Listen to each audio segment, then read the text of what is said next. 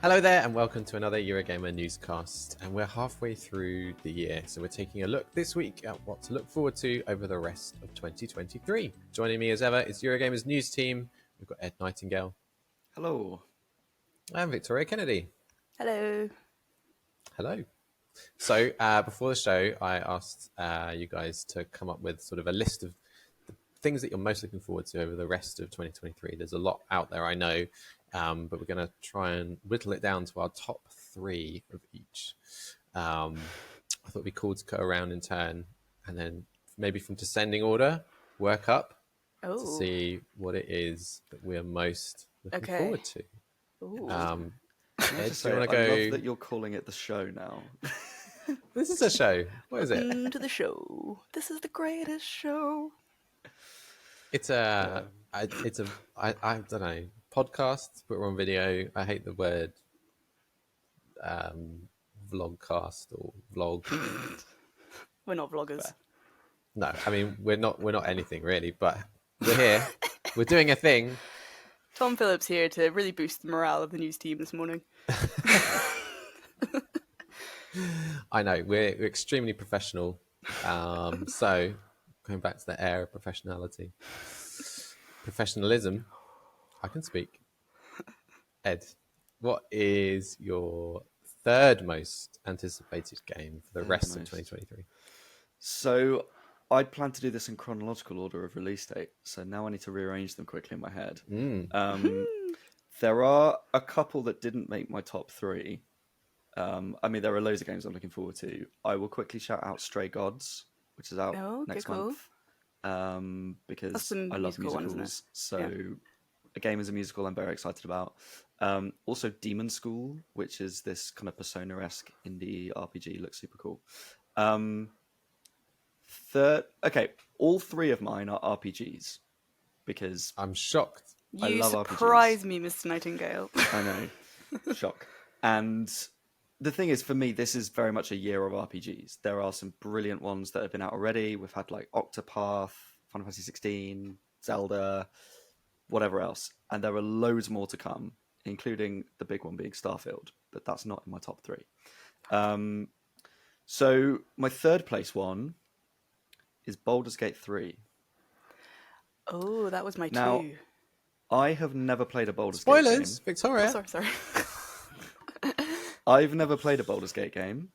I have very recently started Divinity Original Sin 2, just to sort of get into the spirit of it. But I feel like this is going to be a really good entry point. They're making this for people who haven't necessarily played the originals. I am not a massive tabletop fan, just because I haven't done it. I've done it once, but I really like the idea of it. And I really like the ideas that Baldur's Gate are bringing. It seems like there is a huge amount of player choice. You can be whoever you want to be in this world. You can have relationships with whoever you want to have a relationship with in this world. And I'm saying relationship to be polite. Because, hey, it might be a bear. And it looks beautiful. You can have relationships with bears. You can. Or less polite things with bears. So, and we're talking about the animal bears. Of course. So it just seems like there's so much choice, and it's a real gateway into both Baldur's Gate and like D&D as a whole, which is an area that is just becoming so popular at the moment, and I'm more and more interested in. So I think this is going to be a really good gateway into that. And there's a good amount of hype about this game. It's maybe more on the niche side, but I have a feeling it's going to be probably one of the games of the year. Yeah. Mm. You pretty much echoed exactly why I was going to pop it as my number 2, because likewise, I've not played any previous Baldur's Gate games, but from what I've seen of this one so far, it looks to be, like you said, a really good entry point. I think quite inclusive for whatever your gaming preferences are. It also visually, I think, looks very, very pretty. Like, I love that kind of fantasy world anyway, but I love the way it's been presented so far. And just everything I've read about it. I mean, I know there was a little bit of discourse maybe around like the sort of 17,000 endings or whatever. I mean, they have since kind of reined that in and said it's more variations rather than anything else. But I just think I think it's going to be a really interesting game to experience. Yes. So I'm really looking forward to that one. And like you, I'm not a tabletop player. I'd like to play D&D, but I don't. I've watched a few like YouTube channels and things, but it's always been a world that I think looks really fun. So I'm excited for that one, definitely. I'm really interested for it because I play D&D and I am part of that world. You know, I was playing last night and I know a bit about the classes. Well, the classes that I played, I don't pretend to know about all of them. I know some of the geography of that world, some of the rules that you have to get to know about how things work there, and that's a relatively recent thing.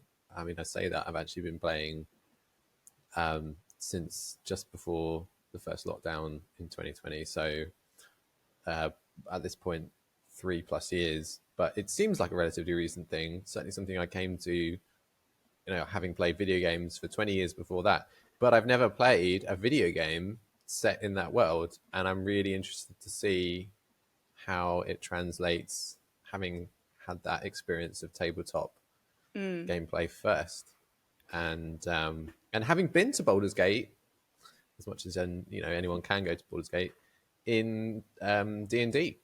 I played a campaign called Descent into Avernus, which starts in Baldur's Gate, and you meet like some of the ruling family that are there, and the city guard, and that's sort of where your choose your own adventure style campaign begins. That's cool. And it goes to some very different places, but I've already been there in my head at least, so I'm really curious to see how it looks. Like, that's not how it looks. Sorry, you got this wrong, guys.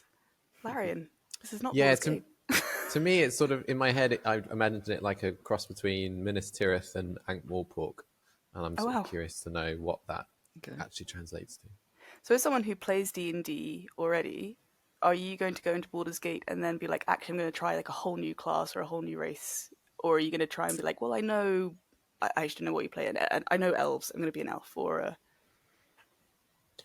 That's a really good question. I played 18 months as a rogue, and now I'm playing. I've played about 12 months as a just under 12 months as a fighter class. I think I want to try something different. Yeah. I'm definitely eyeing up some of the mage classes because I am always a mage in you always every go magic game. Like, why would you not want to throw fireballs? But in this, there's like 5 different mage classes, and I'm like, well, how do they differ? Which one's best? So I need to do some research, I think, before I select. I either want to be sneaky like a rogue, or I want to be hench like a barbarian. I'm gonna have to. Yeah. Can I be a rogue barbarian? Is that a thing? I don't know. You can multi-class. Yeah. I'm either going to go beefy or sly. No in between. Nice. I have avoided magic when playing, the pen and paper game because I am a bit of a newbie still to it all, and keeping track of spell slots and things is a lot. So I've always gone for more sort of straightforward, physically. You can see when someone disappears, and it's have to do like maths and things. If you're a rogue or if you're a fighter, it's much more sort of sword-based combat. But I think in a video game, yes, you want to be messing around with all the magics and seeing the cool effects. I'm really looking forward to it. Yeah, I'm really excited about that one. But it wasn't one of my top 3. Ooh. Oh. Victoria, what was third place for you? So third place for me is the Tintin game, which I think is still on track for this year, the Scars of the Pharaoh game, because I am a huge Tintin fan. I even wrote like a French thesis on Tintin and Hergé for my A-levels, and I'm really excited about that game. And I know that it's maybe not one of the big games coming up, but for me, I'm hopeful going to be just a really good, like, nostalgic trip back to things I love. So I'm very excited about the Tintin game. And Scars of the Pharaohs, it wasn't my favourite of the Tintin stories, but it's a good story, so I'm looking forward to that one. And having my little Snowy gallivanting around beside me. And Thompson. I think that one looks like it could be a lot of fun. And I know you're sort of looking a little bit more sort of query-eyed there, Tom, because of Microids, but they're not the developer, they're only the publisher. So I'm hopeful. I like the idea of it. I'm down to see a bit more of it soon, actually. But yeah, I I have such fond memories of those games. Sorry, of those comics as growing up. It'll be an interesting one, and as you say, it's an interesting story as well from very early in the canon. So you don't have some of the characters that come into it later, but it sounds like that's sort of what they're aiming for. And if this is one is a success, maybe they will go on and do some of um, the more sort of well-known titles. Also, it seems like we're never ever going to get another Tintin film like the Peter Jackson Spielberg plans to do Oh, more the one of with those. what's his face from Billy Elliot. Yeah, they were Yeah. supposed to be doing more, and that doesn't seem to be coming to fruition anytime soon. So, I've What was your never favourite read a Tintin comic, comic? played a game, seen a film. I know nothing about Tintin apart from he has a dog called Snowy. He does. In French, it's called Milou. What was your, Tintin what in was your Tibet, favourite comic? Tintin Tibet. Good choice. Good which choice. is the first one I read. So I don't know. I think it's possibly a lot to do with it, but either that or it's something very predictable like Destination Moon, Explorers on the Moon. My son is a big fan of Destination Moon. Yeah. Some 'Cause of- sad moments in that, but some also really funny moments. Anyway, this is turning into a newscast about Tintin. Sorry, Ed. You could. We should stop acting the goat. That's a Tintin reference, and move on. For me, Blue barnacles. third place, Super Mario RPG. Yeah, I had a feeling it might be on your list, Ed. There was also going to be my number two. my replacement number 2, so I'm going to have to think again. I never played it on SNES. Really difficult to actually find a way to play it, and Well, it wasn't released physically in Europe on the SNES. No, really keen to play it for the first time, and I miss that sort of really RPG feel to what I guess Nintendo later took forward into the Paper Mario and Mario and Luigi games, which, from my mind, became a little bit dumbed down over time. I thought the most recent Paper Mario was all right, but nowhere near up there with Paper Mario Thousand Year Door. And I just miss an era where Nintendo were allowed to make their own new, unique characters to exist in the Super Mario world. Like, my perfect game, I think, would be to be able to explore the Mushroom Kingdom and go in all the Toad houses and speak to them all and get their little side quests and go off and do things.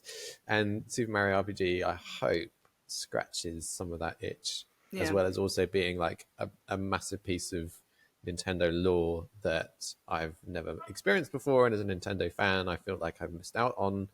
And I want to know what that chap, what's his name? Gino is called. Wasn't sure if it was Geno or Gino. Yeah, what he's all about. Yeah, I'm not sure, but yeah, no, I like that it's like original characters as well as, like you say, the Mario world that this finally gives you a chance to explore. Yeah. I have wanted to play this game for so long because I love Square Enix's games, I love Nintendo games. This is them together. I actually have it on my Wii because it was available on the Virtual Console. But I started it and then never finished, and I've now lost the sensor bar for my Wii, so I haven't been able to go back and finish it. So finally, I get to do that, and it also, we should say, it looks stunning as a remake. Like they've kept the perspective and the sort of character proportions, but just given everything a nice lick of paint, which looks a little great. bit of polish, which I think looks really nice. Yeah, I'm looking forward to that one. Again, it's one I probably will play through with my kids. They are big fans of Mario, so that game will tick all those boxes for them. Yeah, absolutely. Back around to you, Ed. Now I've stolen Super Mario. Was that your number 2? It was my number 2. Okay. But I will throw in an extra, which is Lords of the Fallen. Okay. Guys, you gotta stop taking my games. So Lords of the Fallen, I never played the original game of it. I do own it because it was on PS Plus, and it didn't really review that well and wasn't massively well received. But they are now making this new version of it that is essentially a new game with the same name. It is a Souls-like game. It's on the new Unreal Engine, so graphically it looks amazing. To me, it sort of looks very Elden Ringy, but of course, because it's trying to be a Souls game. But in terms of the graphics, it looks really next-gen in a way that Elden Ring wasn't. So I'm really excited about that. It has this sort of dual world that you can alternate between in order to, I guess, solve puzzles and stuff. So yeah, I think there are a couple of Souls games coming out this year. There's also Lies of P coming out in a couple of months' time, I'd forgotten about that. which also looks decent. The demo was quite fun. But Lords of the Fallen is that kind of dark fantasy kind of vibe that I really like. Yeah. So I'm hopeful that they've learned from more recent Souls games, learned from the mistakes of the previous game, and sort of wrapping that up into a really, really good Souls-like. Yeah, I think Nice. I remember when that first came out with the trailer, and I remember you saying this is what people wanted Elden Ring to look like. And I remember looking at some of the trailers and it was showing like the detail in the guy's tunic and things. Like it does look pretty slick. And then the bit that I'm most interested about for that game is the way that you can flip between, is it the underworld and the overworld or something? Like it's kind of like a mirror Yeah, there's like a dark transition. Yeah, which I just thought looked really slick. So it's not necessarily a game that might necessarily like I didn't play Elden Ring. That kind of game didn't appeal to me. But when I saw how slick this game looked, it's definitely piqued my interest. Background to you, Victoria. Right, okay, I'm going to go Spider-Man 2 then for my number 2, because I just think it looks, again, a very slick-looking game, and again, we've got that sort of slick, hopefully, character transition that I just mentioned for Lords of the Fallen, and I'm just quite excited about the fact that, so the most recent trailer they showed, they more or less, without saying, they said that it's going to be Harry Osborn that's Venom, and I think it's going to be quite an interesting new story to tell in that universe. And I'm just looking forward to that. And I replayed the first Spider-Man again recently, and I forgot how much I actually really enjoyed. I mean, I wasn't very good at it. I crashed into a lot of buildings. Well, I say crashed into a lot of buildings. Whenever I was swinging around as Spider-Man, he would automatically have to run up a lot of walls because I have no control over him. But as much as I was bad at it, I also really enjoyed it. So I'm looking forward to being able to do that again.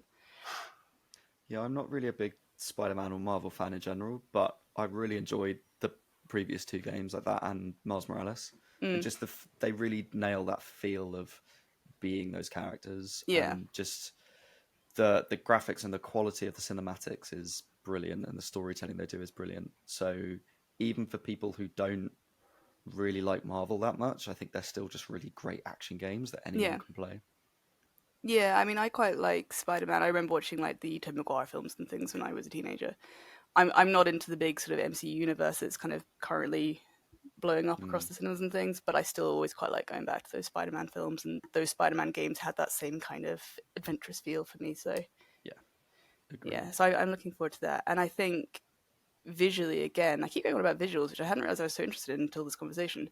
But what they have shown does look, again, very slick, and you know, the way the symbiote seems to be creeping, it's almost visceral, even though it's on a game. Like I'm quite excited about how they've done this, and I'm curious about the story they want to tell.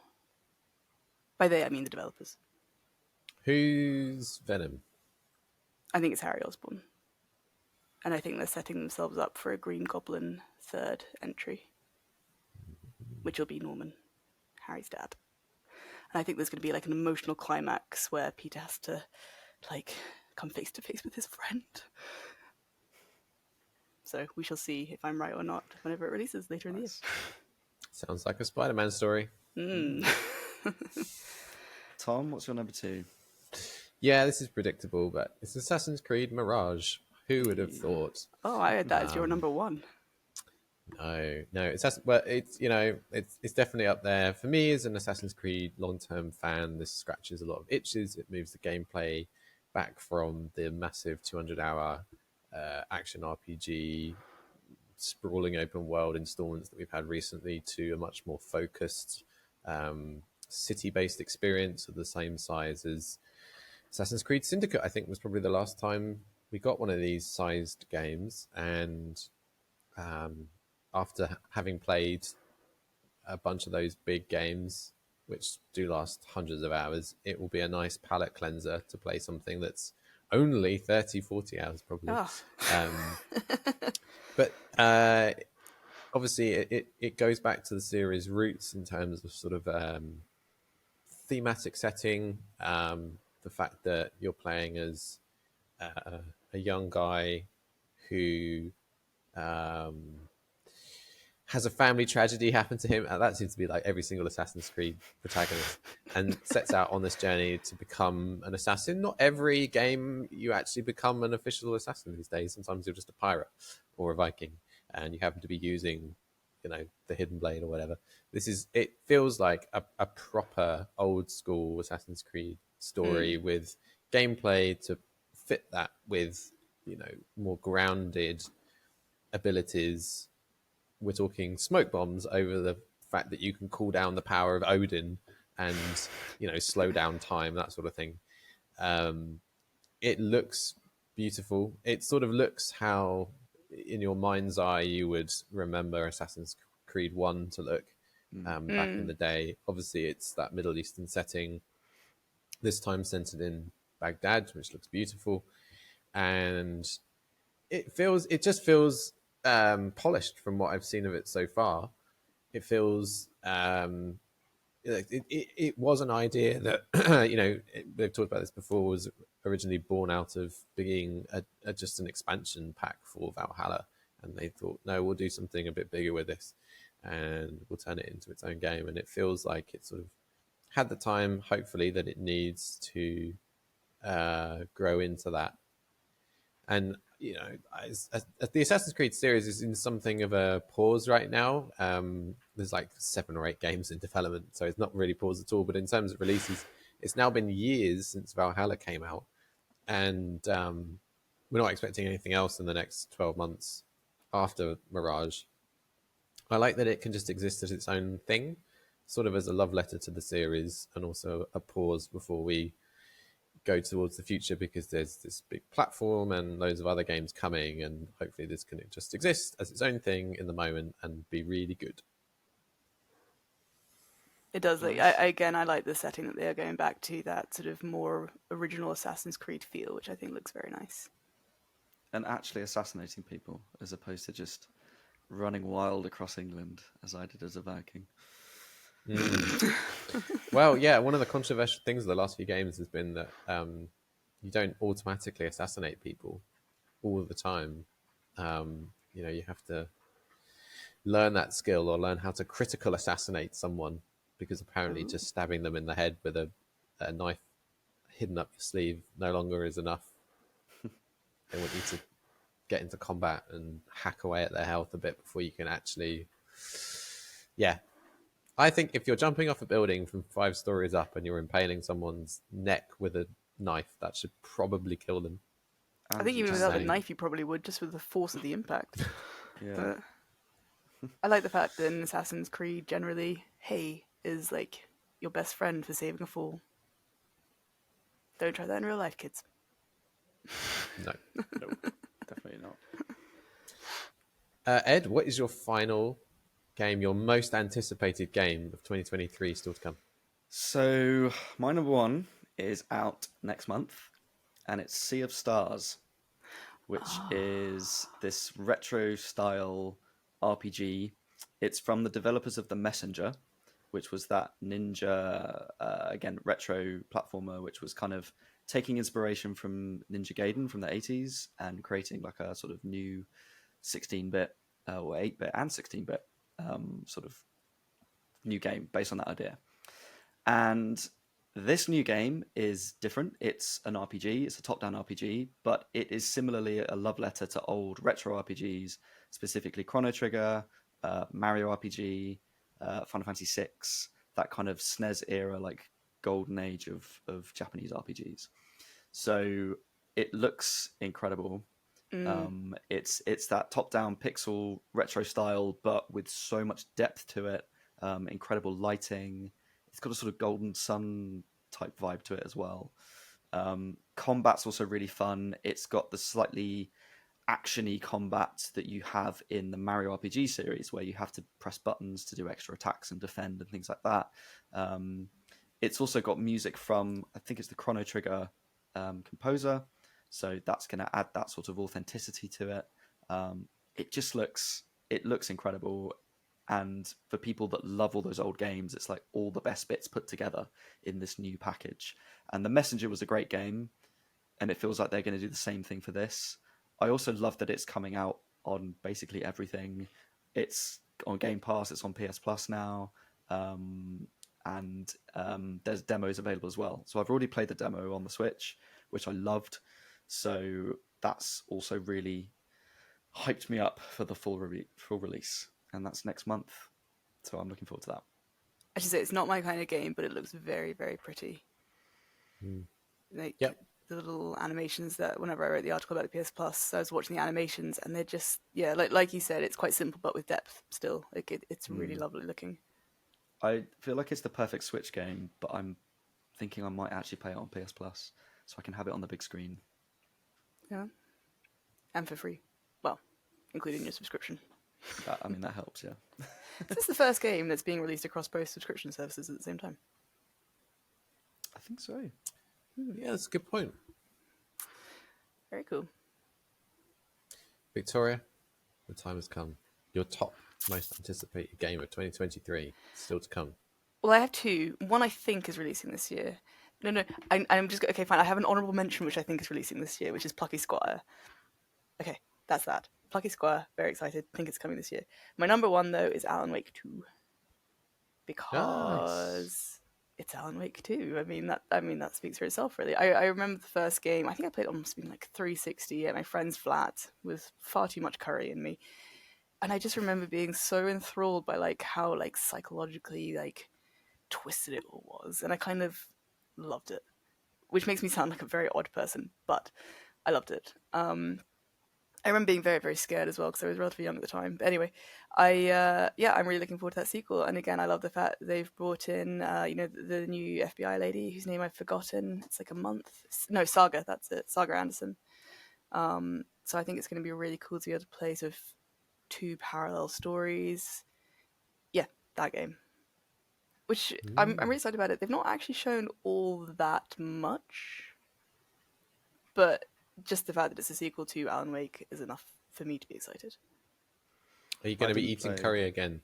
I mean, I do like curry, so there's a very high chance. I'm quite partial to a good curry and naan bread combination with a nice beer on the side. And a video game. And a video game. I mean, does not that sound like a great night? That's a great Friday night in. Yeah. I haven't played Alan Wake 1, but this sequel has really piqued my interest, and I now really want to go back and play that first. And you've just reminded me that it's on PS Plus this month, but that ends on Monday. So I now need to run and get that downloaded. Get that sorted. Yeah, because I'd love to play the original first, because I'm sure that they'll tie together. Is it the remastered one I'd take on Plus? I think so, yeah. So they've changed some of the branding, because the first one had like Duracell batteries or something in it. I can't remember exactly, but yeah. I also I'm really enjoyed Control, and I think that was the first Remedy game I played. So I really enjoyed that. So now I'm intrigued to go and play some of their other ones and see how they compare. Control's great. So Alan Wake 2 will be up there as my top game with an honourable mention to Plucky Squire. So two very different games, but I'm also going to do an honourable mention because I realised that none of us have said Starfield, and I am looking forward to it. I'm really curious about it. I think we're all really curious about it, right? We all want to play it. It's on Game Pass. We probably all are going to play it, dip our toes in and see exactly what there is to see. Again, it's a bit of an unknown quantity. We're fast approaching release at this point, sort of 4 or 5-ish weeks away, and we haven't played it, but really curious to know and see exactly what it's like. My official top one, again, shouldn't be too much of a surprise, Super Mario Wonder, out later this year. You can turn into an elephant. What more do you need? And a really sort of cool looking Super Mario game that moves the 2D series forward, which was much needed. I didn't want to see another new Super Mario Brothers game, and I think Nintendo is smart to have not just put out another one of those, especially in the post Mario Maker era. I think you need to do something really special that only Nintendo can do to move the series forward, and that element of surprise. You can see exactly what Nintendo are going for. They're going for the unexpected moments that get shared on social media and go viral. Like random things happening unexpectedly as you're moving through a level. We all have our preconceived notions of what a Mario 2D platformer looks like, and this game hopefully is going to surprise us, Yeah. which I'm really looking forward to. Do you think, you know how we saw Mario turning into the Mario elephant? Do you think there's going to be like a little cutscene like there was in Odyssey when you first change into, I think it's a frog that you first change, and you like, it almost like goes into Mario's mind. Do you think we're going to have something like that for Wonder? I would love to know the Mario Elephant lore. It's Nintendo and it's Miyamoto, so it seems unlikely that we'll get it, but you never know. I mean, they are definitely boosting the animation and the graphics of it, and I love the style that they're going for. It sort of seems to be blending the 2D and 3D worlds a bit, so I don't know how sort of cinematic they're going to make it as a 2D platformer, or if it's kind of very traditional, but just with improved graphics. It does look a little bit psychedelic, doesn't it? Yeah, Super Mario LSD. Yeah. Yes. Absolutely. Also, speaking of platformers, another honourable mention for me is Sonic Superstars, because Sonic. But I'm a little bit worried about it, if I'm honest. Oh, why? Because they're pushing it as a co-op game, and I just don't quite see how Sonic can work as co-op, because it's all about going fast, and so I don't want to be held back by 3 other people. I want to just speed ahead. So I'm a little bit confused on how exactly that's going to work as a platformer. You get to race each other. I don't want to do that. I just want to race myself. So yeah, I'm intrigued to see how that's going to work. But yeah, I have some doubts.